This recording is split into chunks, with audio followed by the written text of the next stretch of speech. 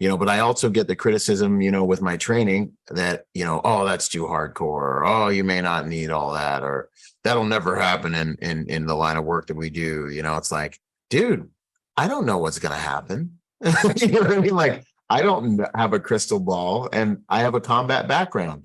So I know that things can go haywire. Hey guys, if you missed out on the last conference in Nashville, Tennessee, you don't want to miss out on the next one. It's April 28th through May 3rd, Orlando, Florida, the Gaylord Palms Resort and Convention Center.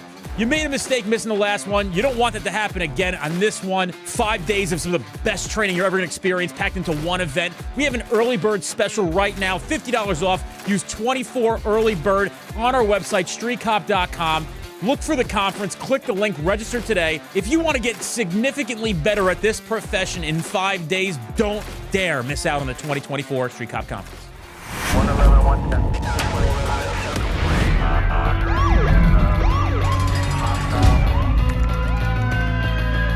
Training to be a street cop.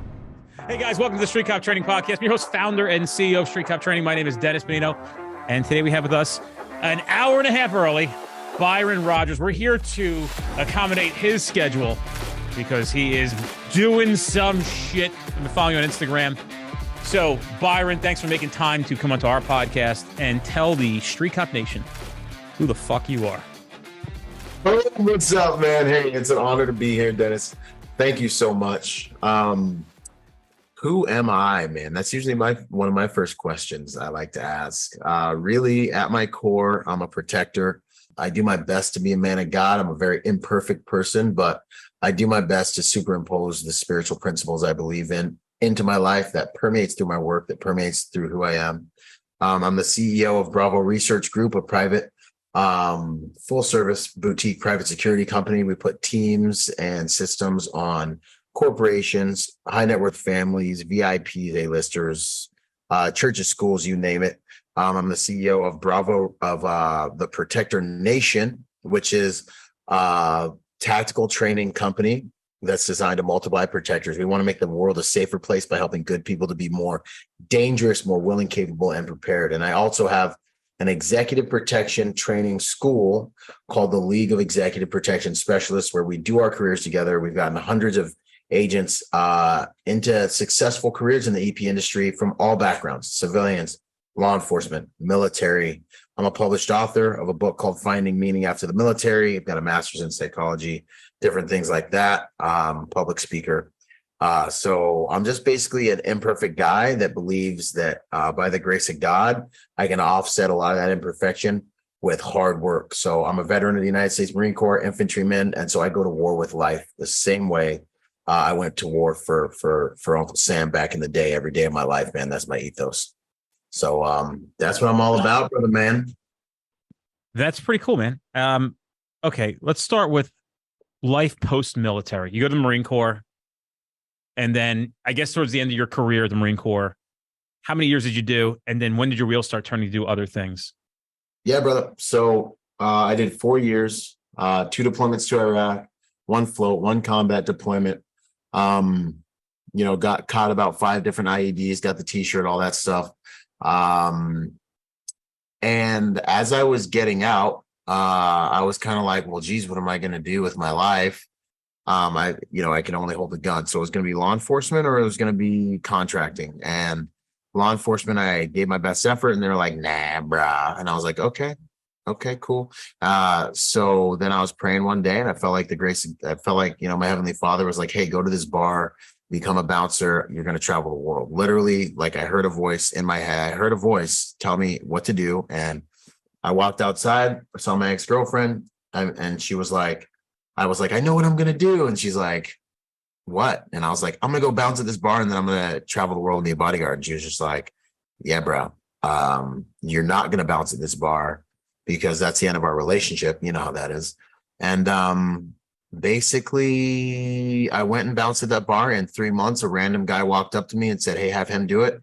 I said, hey, what do you need me to do? And he said, you a Marine? I said, yep. You got combat experience? I said, yep. He's like, go get these 2 permits and I'll show you how to make a lot more money doing what you're doing. I followed his instructions. I blinked. My first interview was on Rodeo Drive couldn't get into the jewelry store because there was no handle. You can only get in if you're a who's who'sy. And we hit 60 plus countries that first year. I got recruited from like flag football straight up into the NFL. And that's how I got into executive protection. And I was with that client for 7 years, and we ran at that pace for about 7 years. So I grew up in dog years in this industry. And it's the only job I've ever had as an adult after the Marine Corps, is just protecting people, family, corporations, things like that. So then you decide after that many years to progress forward into your own thing. Yeah. But When you did know, that shift happen? I can tell you the demographic, the client demographic that I was with. It was a big evangelical ministry. So there was no, most clients, you work for an A-lister and you have like a tour season or you do a few movies a year. For me, the mission was spreading the gospel as like a speaker. So my life at that time was just private jets, hotels, travel. There was no on season. There was no off season. It was 100% on all the time, at a blinding pace, as much as we could get funding for, which we were able to get a lot of funding. So that's the world I lived in. So it was everything from, seeing 1 million people in a stadium over a weekend, organizing government assets, up to 6,000 police officers in a weekend, all the way down to being in hotel ballrooms with 800 high donors, all the way up and down the spectrum. You name it, King's Palaces, political stuff, churches in the middle of nowhere, going to countries like, dealing with things in the DR, dealing with things in, Africa, all over Africa, missions trip centric things. So yeah, I got a full breadth of experience running that way. Were there any moments that you can recall that were dangerous moments? Absolutely. Absolutely. So when you're dealing with faith-based stuff, you have a number of different threat profiles, so you have the ideological opposition, you have domestic violence that you may have to deal with. You have the fact that churches are hospitals for people that are unwell mentally, emotionally, and spiritually. So you can deal with a lot of, schizophrenic type behavior. You can deal with so much. So, and then when you amplify that by traveling, and then you go to countries where people can deify your principle and really believe that your principle has the power to like save them or heal them or raise their child that has just died from the dead, and you have mobs of 200 some odd people that are ready to crush you to get this kid to your principle, things like that. Like it gets weird.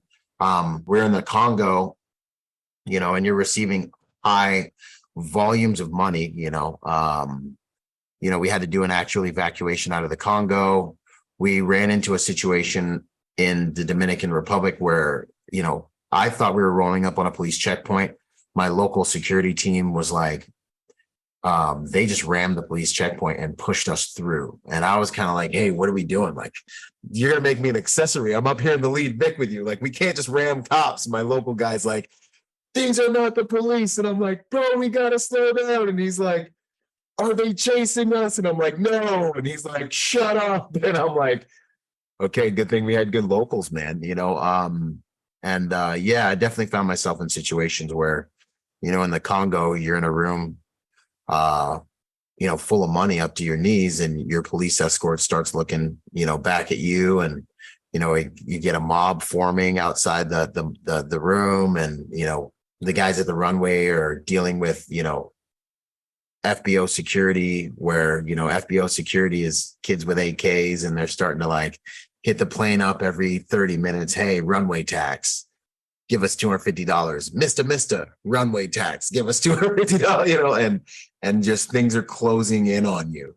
So much of what we do is planning, but we found ourselves in some environments where there's just so much chaos that, things start bleeding through the plants, and we ended up getting our client to safety, evacuating, leaving a lot of the cash, and taking off under threat of the airport saying they were going to shoot us down, and the pilot saying, you don't have an Air Force, take it up with our handlers, and us, evacuating. Things like that have happened. But for the most part, we've been blessed not to have any incidents, any international incidents that were notable. And all of our principals and clients have always remained safe. And we have never lost an agent in the line of duty since 2000, 2008 when I started, and all over the world. Well, a job like that, how does one have a life? Funny you should ask, man. So and I tell my guys this, in my school when I'm mentoring them. There was the job was the life, as I was cutting my teeth in this game, So what I did for the beginning, that 7 years of running at that pace, the job was the life. And it was also part of, I think, what kept me through PTSD, because I had the excuse to stay dangerous. I was making good money, which in some ways was bad for my PTSD because it's an amplifier, right? Money and means is an amplifier. Whatever's in you now, you can do it, right? So that's a whole nother little cookie burger we can get into. But in other ways, it gave me an excuse to stay dangerous, an excuse to stay hypervigilant, and a beautiful runway to make money while I was coming down from being in combat. So I think it's the perfect job to transition in, as long as you can understand the soft skills of being successful as a professional protector. But to answer your question, when people get into this industry, especially if they're married and especially if they have families, it's really important that they manage the expectations of their partner, that they cast vision, that they're like, hey, this is what I'm going to do. This is where I'm taking the family. This is why I'm doing it. We're going to have to sacrifice for these next few years until I can achieve enough rank on my detail or with my brand in the industry so that we can have more time back and things like that, and give them a plan, because this will consume your life, especially if you're good at it, and your client will look at you and say, I want Byron with me, and you'll become their shadow. And then your life becomes their life. And it doesn't matter how much money they're giving you or what you're doing. You'll at a certain point, like I did, say, man, I got to live my own life. And so, there's a lot to that if you have a client that really likes you. And then the other approach is chasing the pager. You get on with a bunch of domestic security contract companies, and they send you emails. They're calling you. They got call outs. They got work going, and you can pick them all up. And then sometimes you can take some time off and say, hey, this week I'm not going to work. I'm going to be with my family. So there's a lot that I'm able to do as a mentor and guiding guys and not wrecking their lives, because this game can take your life from you for sure. What makes a good protection service? Social dynamics and forethought. So the way that you render the work, because 9 times out of 10, it's not about your hard skills. It's not about any of that stuff. It's about your ability to get your client through their itinerary in a way that, one, keeps them safe, but two, like almost equally, in a way that they enjoy and that is efficient. And to be able to deal with all the curveballs. Hey, can we go to that one place we went to last Thursday that has the really good chocolate chip cookies? And you're like, absolutely, sir. Right. And so you're like this duck, like on the surface, you're smooth. You know what I'm saying? Absolutely, sir. Now underneath, those little legs are going. You know what I'm saying? You're like, yo, what was that one place we went to? You're hitting up the assistant real quick while your buddy's driving the car, and you're making everything happen. 90% of everything you're doing is facilitating their life, but you do it with the mission of making sure it's safe and enjoyable. So really, if you can be the type of guy that, one, looks the part, so that when they look at you, you bring more brand equity to the way they want to show up in the world. 2, carries yourself in a way that is respectable and professional, no matter what environment you're in, because you're going to get tested in the environments you've only imagined. Carries yourself professionally and does all of that in a way that they, first of all, enjoy and makes them more productive, because that's their big ROI. How many hours they got back while you were driving them, all those things. And then also does it safely. You'll win in this game. And then ultimately, if and when you're tested, a lot of guys think they're good at this game because nothing's happened. But the reality is, it's just nothing's happened. They haven't been tested. You get tested once in 5 years, once in 3 years, depending on your client demographic. And then you have the skills to make sure they're safe if and when you get tested. Then you get to go to Valhalla, as we say, Many years ago, I don't know where I saw this, but I saw a guy who ran a protection company, and I saw him being interviewed. One of his tactics to recruit new clients was he would actually penetrate their existing security detail and slap them on the chest with a business card and tell them, your business, your security details failing you, we won't ever let this happen to you. Call me. So why do you think some people are better at this and others aren't? I think that comes down to a few factors, right? Like, you can have all the training in the world, but if you don't have the vigilance and the situational awareness to be able to be thinking ahead, managing task load while still remaining in a posture that can protect your client, because you can end up task saturated. Hey, can you take me to that one place with the really good chocolate chip cookies, right? So now you can have your head in your phone and you're trying to like figure all this stuff out and you're on administrative task load and you forget to be paying attention, right? I find that people who have a background, like even if they just grew up in the hood, even if they were a bouncer, you know, and these jobs that require that, like, you know, chaos is like at any moment can ruin your life, a combative background, or on the civilian side, and this is the one that people underestimate, a civilian that really has a heart to do this right, because maybe they've never done any like real trash before. Like maybe they haven't gone to combat and they weren't a cop, but this is the one thing that they've done. So they really take it serious and they're currently training, they're currently rolling, they're currently devouring content that makes them a better protector. And they take it seriously because a lot of the military guys are like, hey, look, man, like I've done crazy stuff. This is just babysitting. And it's like, yeah, kind of, you know, maybe, hopefully, you know, and they don't take it seriously. Or you get a law enforcement guy that's like, hey, man, like, you know, this is nothing compared to what I came from. And then they don't take it seriously and they get caught. So I think really what it is that mindset to take it seriously. Never think too highly of yourself. Know that chaos can jump up and bite you at any moment in time. And to stay in the realization that complacency kills, man. What kind of skills does a protector, bodyguard, whatever you want to call it, I don't know if there's proper vernacular, I'm not trying to insult the industry. No worries. What kind of skills would you anticipate a high-level, high-paid bodyguard of having? Like, so somebody who is walking with an A-lister as they go onto stage at a concert, are they typically armed? Maybe you don't want to answer that question. But like, you know, what are some of these things that somebody would possess? Because I have to be honest with you, I know people that do bodyguard work after law enforcement and they do them for A-listers. And I'm like, that fucking guy is bodyguarding. And I'm telling you, yeah. I'm talking like you're fucking A-list celebrities. It's level, bro. Yeah, we're gonna get into. I'm talking about like, bro, like you name the top 10 celebrities, and I promise 2 or 3 of them are being guarded. I don't know, at some junction, not all the time, by people that I know that I cannot believe are their bodyguards because they can carry a gun. Yep. So tell me about that. Let's talk about that a little bit. So this is the game right now. This is the industry.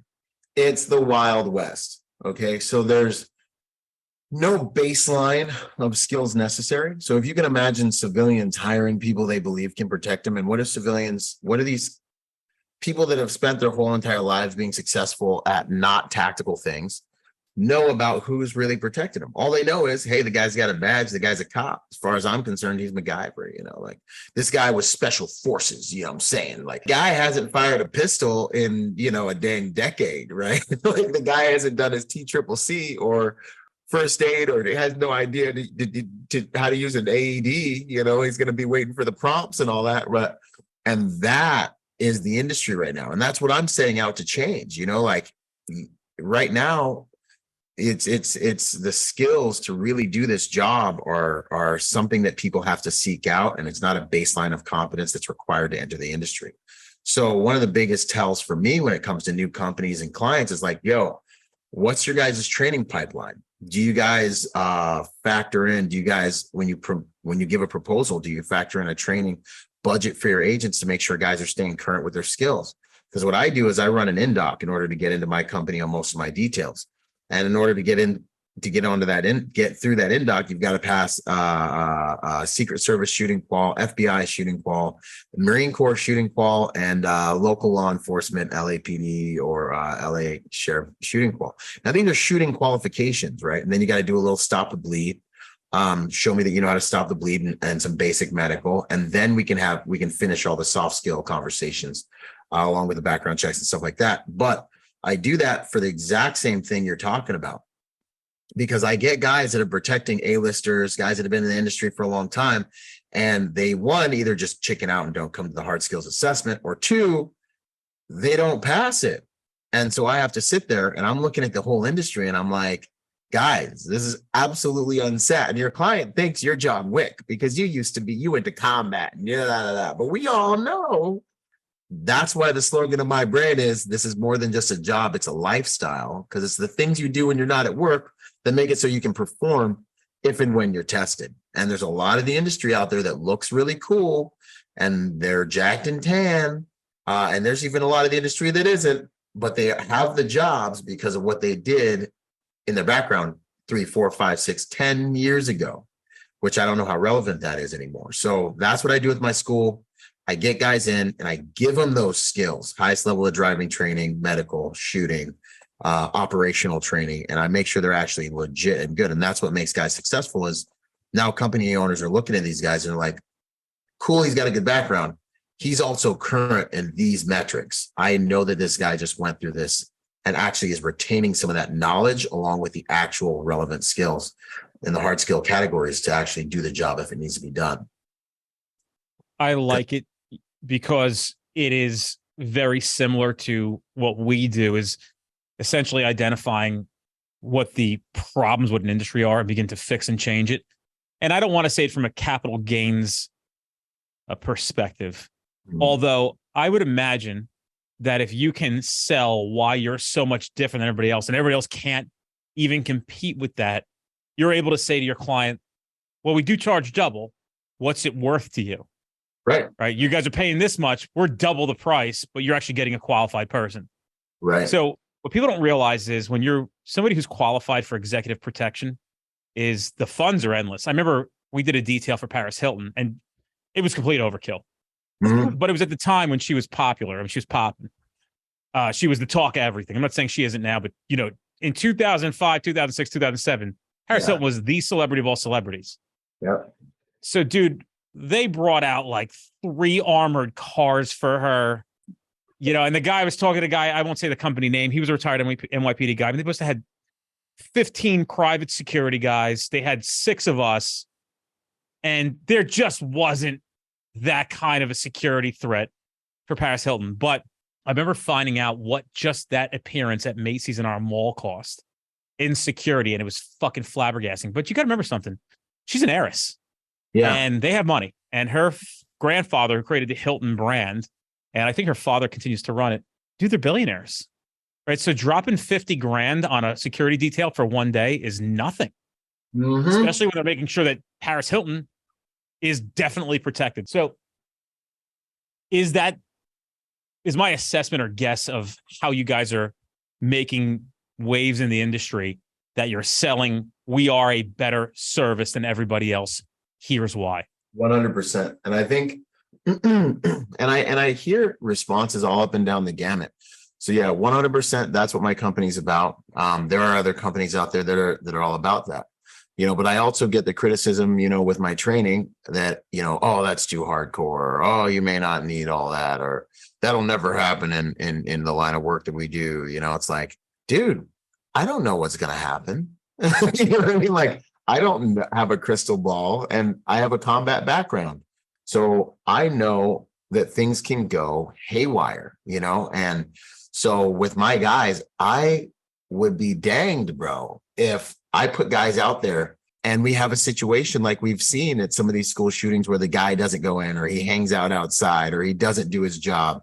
I just can't live with myself. I just can't, you know what I mean? So I have to have qualified guys out there that I've looked in the eyes that I know have that thing. And, or at least as a company owner, I've empowered them with the skills and the training to be able to perform. And the thing about this game is it's very, very seductive. Clients offering you all this money, you can just give them some guys with cool backgrounds and you can get the contract, and they can treat them good and walk the dog and do all the stuff that needs to be done to keep the contract, and you guys can bang.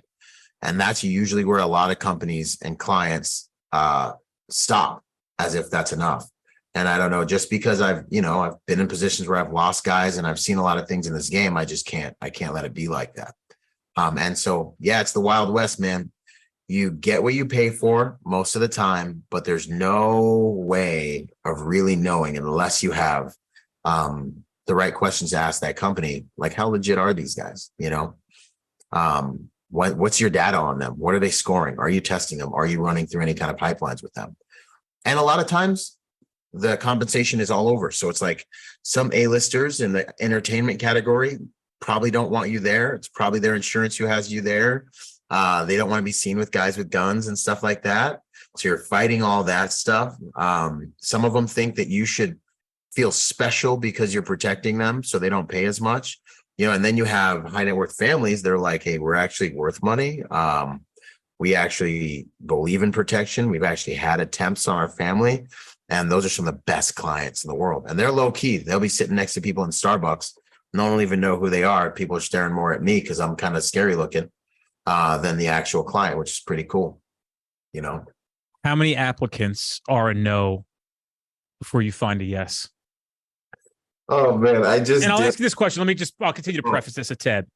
Same thing for us. We're a police training company. The reason why you can entrust that when you show up to a program, it's going to be good as long as our name's on it is because we ensure, and we get close enough. Sometimes we get close. We almost make a mistake. And then if I get any kind of weird feeling about something, or I don't think it's going to work out for me, it's just not worth the risk. Right. But I would say that maybe 2% of people to 3% of people that actually apply might progress forward in our company. And I think some of that for me is a misunderstanding what we're looking for. Because on our websites, like become an instructor, so people apply, and we didn't give enough context up front of the fact that you need to be an expert in your field. You can't learn this and then come teach it in like 3 months. You actually have to have, I always tell people, are you the person that when they bring up this topic of conversation, that everybody in your area says, Pete is the guy. Yeah. He knows that shit better than anybody. He lives, breathes, eats, and shit DNA collection. Yeah. Nobody knows it like he does, and he should be teaching the world. Then you're our guy, right? John is the best at. We have a guy doing DUIs now. I mean, that's what he does for it's advanced DUI training. Yeah. Why is there an advanced DUI course?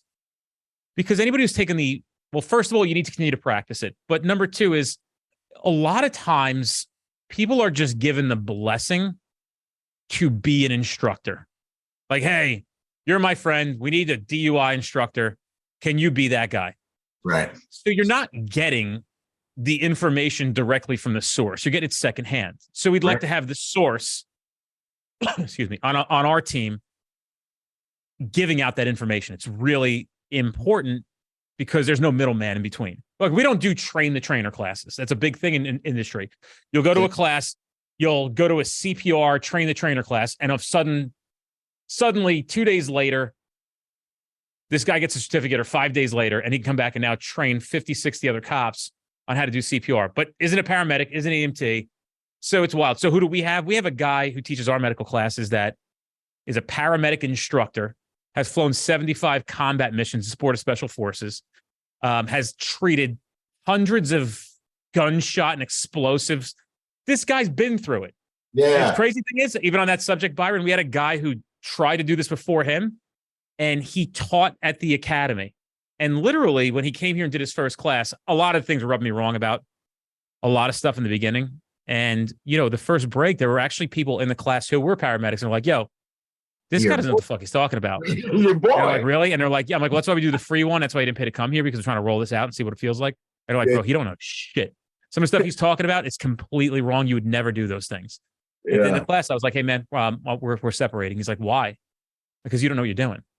I didn't know that till you got here. You sounded like I didn't know the topic well enough, but you didn't know what the fuck you were doing. So you can't be here. You can't. I can't put this name, this trusted label on you. Hey guys, follow us on all social media platforms to include Instagram, Twitter, Facebook group. We have so much information going out every single day, and we don't want you to miss out on any of that stuff. So check it out. Go give us a follow. So the original question was, how many times is it a no before it's a yes? Yeah, man. And I love that. That's an integrity that comes from people who take what they're doing seriously. And, you find up and down the gamut on that, man. In any industry, there's guys that it's just a job, and there's guys that really, really understand the weight and gravity of what it is we're here to do. And I think, I guess because of the things I went through, I just can't be just phoning it in, man. So I just did a call out for a residential detail. We got 70 some applicants. We had 8 of them show up to the actual hard skills assessment. And then we ended up, now we have, I think, 4 or 5 that are going to go to the next portion, which is the in-person interview. So yeah, man. And that's for a residential detail. So that's like static at the house, kind of static EP, where you're dealing with access control, and these houses and these properties are like living organisms. So you're dealing with a lot of things there. You're doing everything from open source intelligence to kind of being dispatched for the boys to dealing with all the QRF needs of the facility and cameras and CCTV stuff, all that. Now, on the movement side, it's even more stringent because this individual has to move the principal, interact with the principal, and have a lot of fluid intelligence about what to do on the move. Whereas RSD is so much more SOP centric because you're facing different task sets that are pretty much the same in most cases. So a movement guy has to have that edge to where he can deal with everything that's coming at him in a fluid nature on a day-to-day basis, and then also be able to plan ahead and all that stuff. So those guys are even more rare. And I would say we go through, even more applicants to find a guy who can be a juggernaut and hold that down and do it competently and professionally. And his character is going to be tested even more because he's going to be in all kinds of, different environments and still have to navigate that as well, while dealing with the stress of leaving his family and his house and his life behind. We had a phone call yesterday with somebody who was looking to procure a speaker for an event. And, so I'm not going to go too much in detail in the conversation, but what I said to him was, dude, you called a professional training company. And what it sounds like you're looking for is a hobbyist. So if you're looking to spend that much money, you can find a guy who will do what you need him to do. But the thing I'm going to tell you is this. You can't get angry at the end when you hired an amateur to do a professional job. If you are trying to impress those who are coming to your event, and you hire somebody for what you want to spend, because there's not a soul here that can come out and do that job where you want it to be done for that, that's what you're going to get. And if you're okay with it, that's fine. But I'm just letting you know, if you're coming into our atmosphere here, it is a completely different ballpark that we're talking about. These are high level, highly trained, highly experienced pros at the subject matter that they teach. Yep. You guys are stuck in like, I work in Louisiana and we all make $12 an hourville. And I had a company, I don't want to say what state, but this state essentially has funding. So this is years ago when I was significantly cheaper because I didn't have the notoriety or the bills or the overhead that it has now. And the company's designed around our time to equal to this much so we can ensure that we run the company appropriately. And I never forget this guy telling me who paid for this thing. So I flew in, they said they got me a hotel. So I drive in the middle of goddamn nowhere. I go to this hotel and they set me up at like this shithole $40 a night hotel. And I'm like, what the fuck? So I had to actually, thank God, in this small middle nowhere town, there was a Holiday Inn Express and I was able to get a room there. It's like one of the last rooms. I was lucky enough. I mean, you wouldn't believe where they put me in. So I called him the next day and I'm like, why would you guys put me in that shit ass hotel? You're straight up. Night? Yeah. And he said, I think the people, I said, and I'll never let somebody book a hotel for me ever again in my life. Yeah. So that's a lesson learned. Like that's like 6 years ago. Right. So he said to me, well, when you sent over the bill of what it was going to cost to come here and do that training, they got like frustrated and wanted to get back at you. So they put you in a shit hotel. Your people, because like your average salary where you guys are like $40,000 a year. Okay. Your people have just fucked up our relationship forever. I am never coming back. And like, unless they come up with some now crazy number, now you're fucking idiots that you guys work with through the state because they were jealous or didn't know that people actually made this much money, which by the way, wasn't a lot of money. Yeah. Right. Like, and so I was like, we're done. It's, and if he's listening to this podcast, you know who it is. Yeah. What's up, man? How are you? It has nothing to do with you. It's to Yeah. do with the people.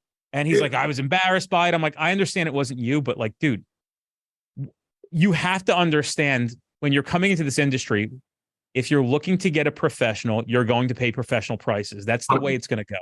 100%. And I, dude, to caveat on that, because I've been on both sides of it. I've been with the specialist going in to give the presentation.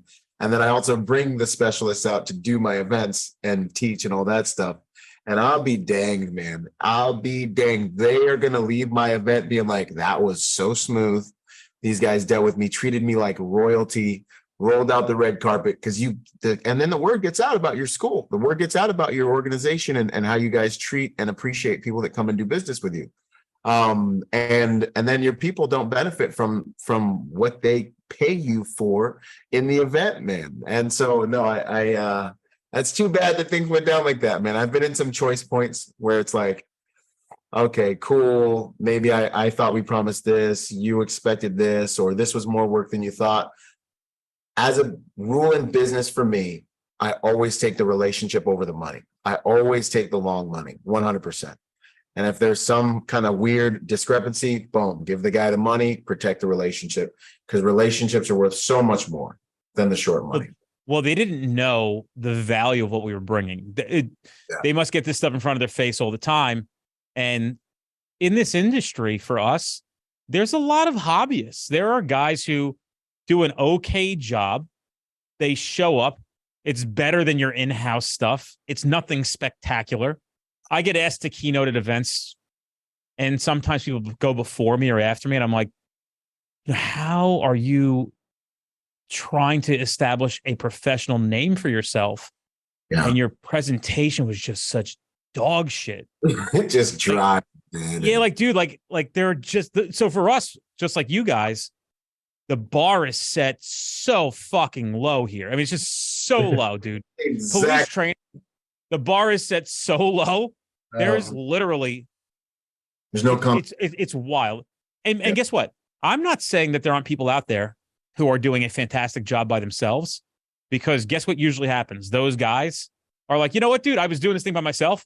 I'm going to come under the umbrella of Street Cop Training, and we love to have you. So we know, like, we just acquired my friend Nick Jackson. He's a fantastic, very talented guy. And, welcome to the party. I mean, Tommy Brooks will tell you that he ran his company. He teaches a class called The Gun Game. And he just felt it was a better fit for him to come in, work with an agency on his behalf. We're thrilled to have him. He was doing a great job before us. We didn't make him great. We just made his life easier so he could work more on his product. Yeah, bro. Especially in this industry too, in the EP game, right? So you'll get a guy who's like, yeah, I do executive protection, I do bodyguard work. And you're like, okay, cool. And you start talking with them about it. And then you find out like maybe they did like bottle service for somebody when they came to their club, or this one time, and those are the name dropping guys. They like to, I had magic this one time. I was just driving for like a Thursday. And so there's a lot of guys like, I met Kanye once. Yeah, exactly. And it's like, I'm a musician. Like, are you a musician? Like, you make a living playing music and you play music all the time? That's how you make a living? Or do you play at the local bar on Thursdays once in a while and you sell insurance Monday through Friday? Like, so that's kind of how this game is too. You get a lot of guys that are doing like basic stuff, different types of security, but they like to say they do executive protection. When it's like, nah, man, like it's kind of a side thing. It's a hobby thing. Every once in a while you get in it. And so that's always my push, is like, I get my guys working full time in this industry, because you got to, man. Otherwise you lose it, That's why referral is so important in a business standpoint, because I essentially trust my neighbors and friends and family when they say to me, this guy did such a good job. This girl did such a good job. We were blown away. We've used her for years. We trust her. They're going to sell your product for you better than anybody else. I literally had a guy, this reminded me yesterday, I had a guy send me a message. A guy writes to me and says, my field trainer told me to join every group you guys have right away. And I'm like, that just goes to further the point of, that's why we've grown so much. Obviously, we've done some organic work and some elbow grease and stuff like that. But the product itself is so remarkable that it's worth remarking about to others. That's awesome. And that's all new people are told, is like, hey, You guys are in the academy. Make sure you get on the street cop training shit. Hey, you guys, you're in field training now. Make sure you get on the street cop training shit. Anything street cop training does. Are there people that don't like us? Sure. Why? Because I guess what we do makes them feel like shit because they're exposed. That's fine. It's fine. Yeah. Right? There's nothing I can do about that. I just found I heard a story yesterday about somebody running interference for somebody else professionally. Yeah. And I was like, I'll never understand that. Yeah. And that's the beauty of business is he who is the best at this game will essentially win in the end. Yep. And I don't mean that from like being slick or being salesy. I'm talking about that person who understands probably just a couple things. Number one, you need to have a great product. That's the core of it. Yep. Without a great product, you are not going to be able to sell anything. I'm not talking about drop shipping and doing stuff. I'm talking about real business. Anything you can really think of on a surface outside of like some digital marketing so digital marketing is still a great product, but a great product. Once you have that great product, talked to a woman yesterday. She said, I don't want to come off like I'm salesy because I was giving her business advice. And I said, you are a salesperson and you should have no shame in selling your product if your product is not shit. People only feel bad about selling their stuff when their product is shit. I will stand at a mountaintop and scream in your face that you should be taking our training products. Here is why. Because when you're done with it, you're going to say, you were fucking right. All I'm here to do is help point you into a place to make a good informed decision. You get to decide. That's how I sell. Exactly. I am in sales, right? I am in sales. We have to procure revenue. Today, for an hour, we had a meeting about shifting priorities here. And what the most important things are that everybody's doing here is I go around person to person in this office over and over again, constantly readjusting what everybody's doing right now for the moment. That is the most important for the company. It doesn't mean be a piece of shit. It means these are the things we need to do to make this better for everybody, including us. Yep, 100%. And on what you're saying, same here, man. I scream from the mountaintops because I just know what I have. I know what I'm teaching guys to do. I get people coming back to me and saying, dude, I can feed my family. I can take care of my family. I'm in an industry that I absolutely love. You changed my life. Thanks so much. Bro, that's priceless. And I have so many stories about that. They come in, they're like, I don't know if I can do this. You think it'll work? You think I'll be able to get in the industry? I'm like, do what I do, see what I see, have what I have. I already know by looking at you what's going to happen 3 months later, 6 months later. They're on tour, they're doing whatever they're doing, and they're like, dude, this changed my life. That alone makes it worth it and gives me the courage to say, hey, look, man, unapologetically, I know what we're doing. I know what it can do for you. Just if you have the emotional intelligence, roll with me and let's see what happens. And I 100% agree with you. I will not sell anything that I can't stand by and fight you on. You know what I'm saying? Like if I can't sit there and be like, nah, bro, I know what I have and I know it will help you, then I'm not selling it, man. And it's almost like when you have something that's so good like that you're trying to really help people with, it's like more than just business. It's like you have the conviction to go with it. And then it's really about humanity and it's human to human. It's like, look, bro, I know where you're at. I just got out of the military. I'm in transition. I was scared. I didn't know, but I know what I have can help you. And, or for you, like, I know what I have can keep you alive on the job or whatever it is. Like there's a higher level of just conviction for the good of people that you're called to serve that you bring to the game, and it supercharges business. The business is like a really awesome second layer effect. You know, it's like, wow, and we get to make a living doing this. Boom, man. So yeah, man, I love it. I agree with everything you said. How can law enforcement, when working with executive protection, do a good job for you guys?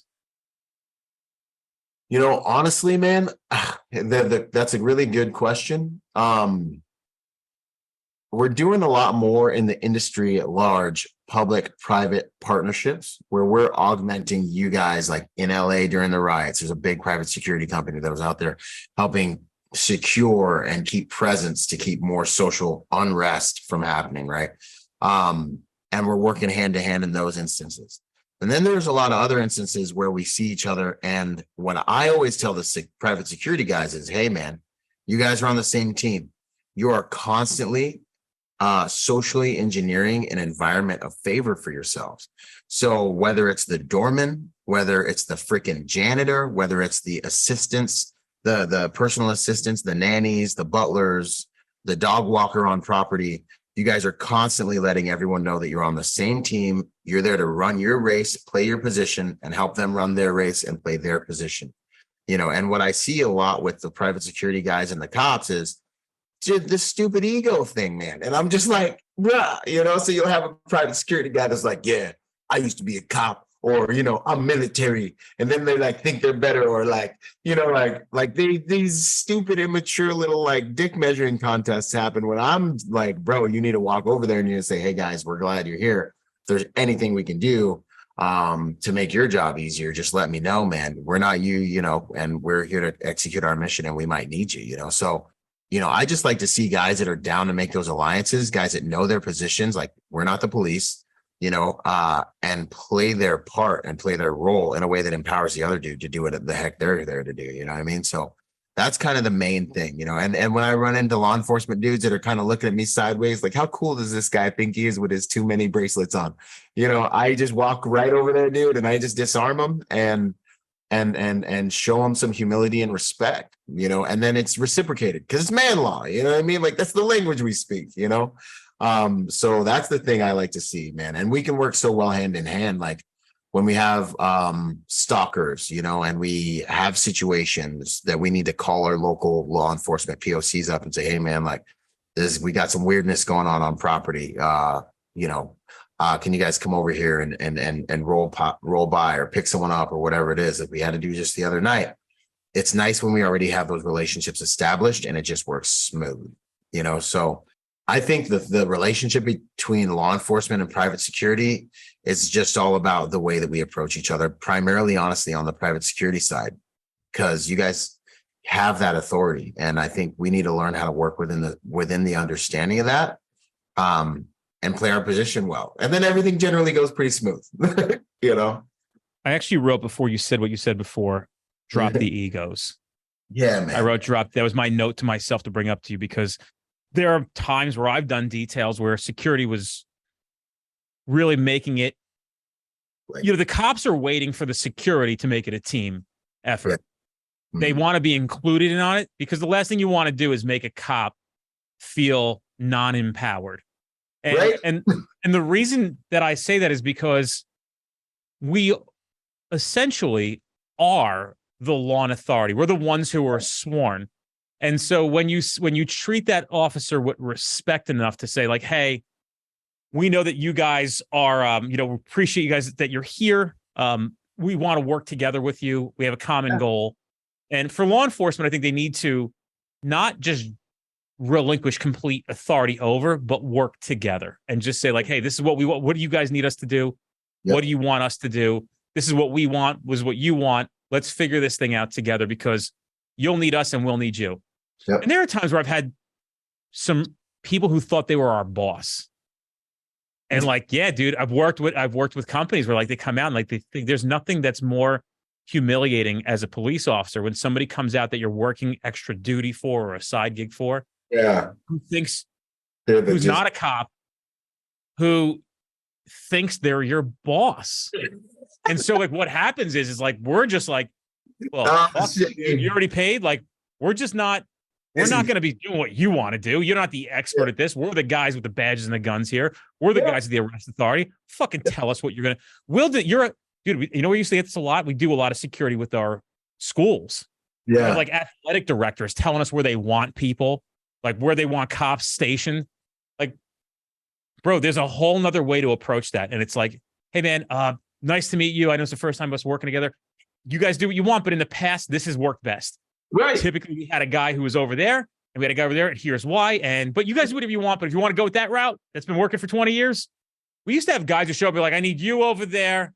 I got my old gym teacher telling me where I'm standing as a police officer who's 63 years old.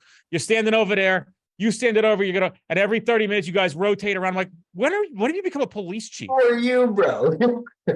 Yeah. That's the thing with the private. That's the thing with security in general, which is very interesting. And I 100% agree with you. And actually, two things. One, that's a mistake a lot of bodyguards and executive protection guys make, is they live in this client's ecosystem so long, they start thinking that they are the celebrity. So like, they'll show up at a hotel and be like, yo, I'm here with, celebrity X. And like, they expect the hotel to roll out the red carpet. Like, don't you know, we got the presidential suite, and they be flexing on the hotel. Well, in the hotel, they're like, yo, you're in our house, bro. It's a slow Tuesday. We see like 80 celebrity. If you're in Vegas and you're a celebrity, like one, you're probably one of the poorer people in the room. And two, they see celebrities all week. Like they don't care.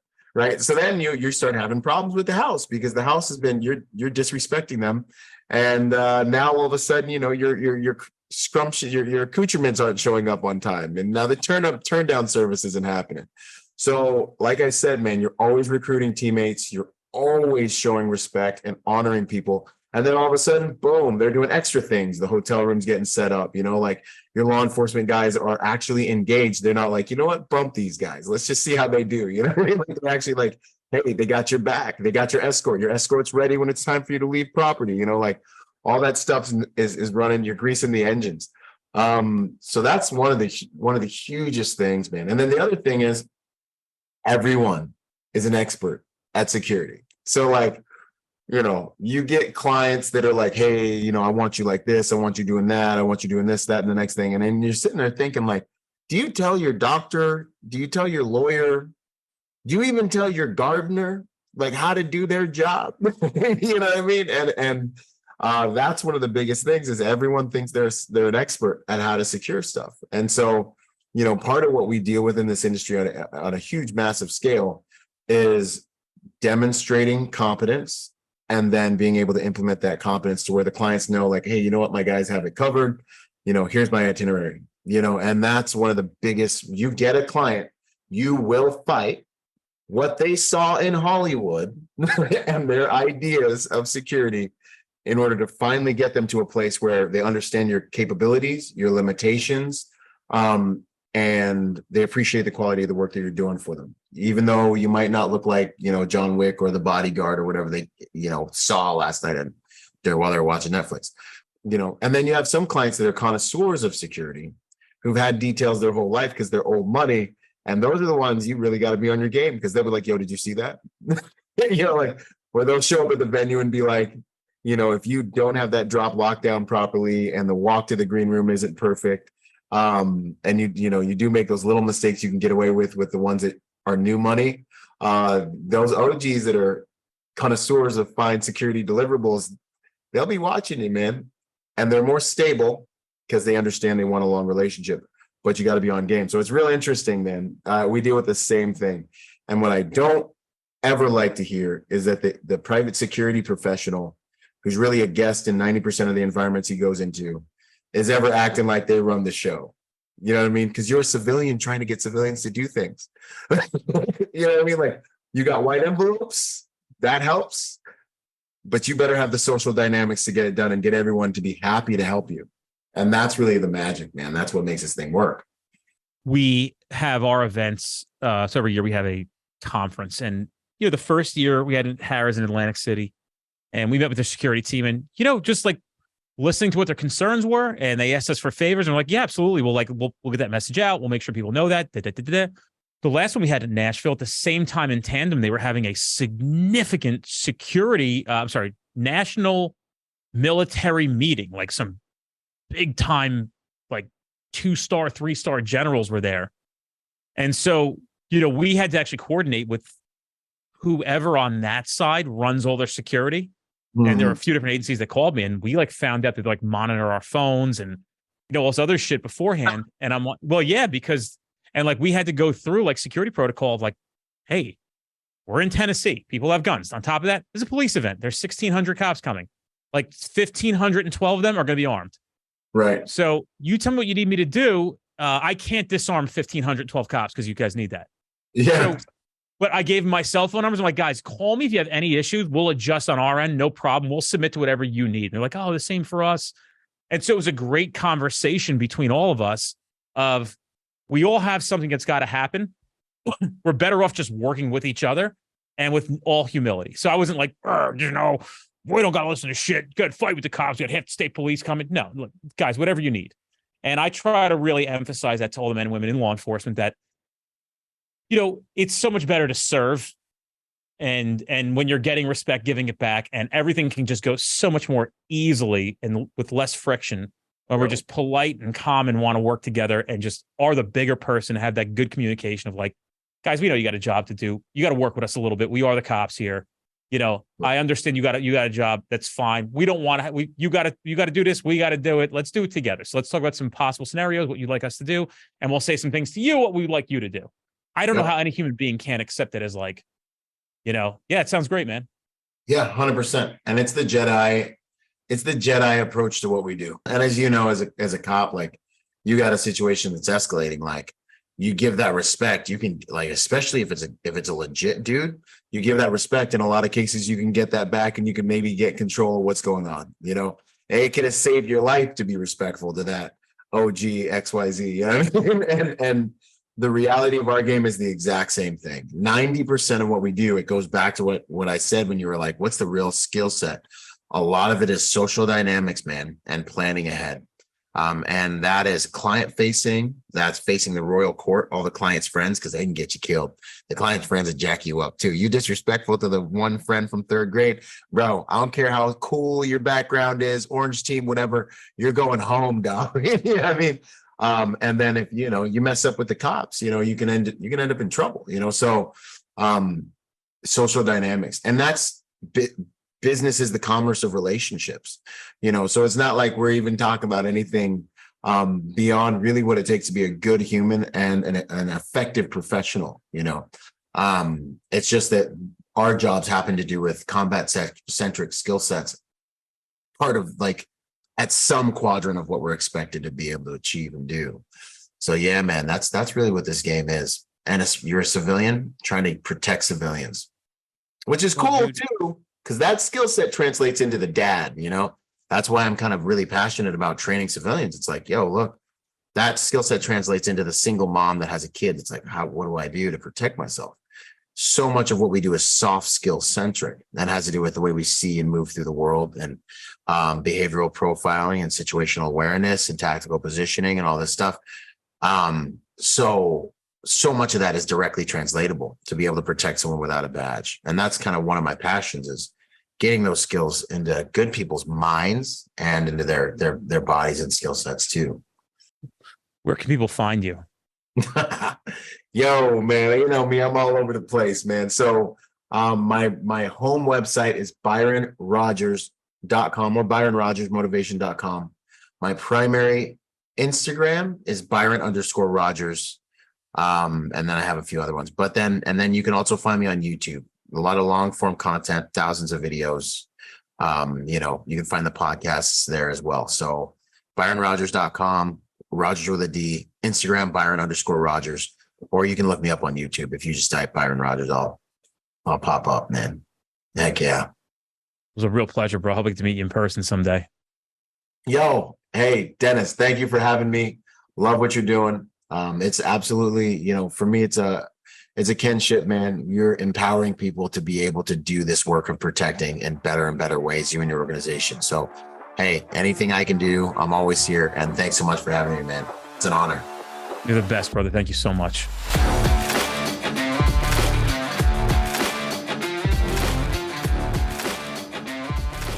Hey guys, check out our upcoming training at streetcop.com. Don't forget, we have 50 instructors nationally teaching a variety of topics.